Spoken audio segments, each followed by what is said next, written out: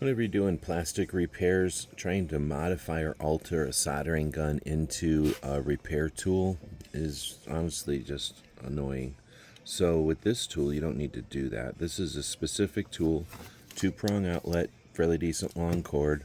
It's like a soldering iron. You got your controls here. You do have a button to turn it on and off, and then it's going to heat up your tip. Now it does come with an assortment of different size and style of tips, depending on what you're going to be doing. Comes along with steel mesh, some tools, some guides, lots of different repair rods, different types of materials and plastics. Also comes with some of these cushions. So this way you can insulate the heat of whatever you're repairing. You've got different materials to do the job, and you've got strengthening parts as well. I think this is a pretty nice kit that's pretty all-inclusive.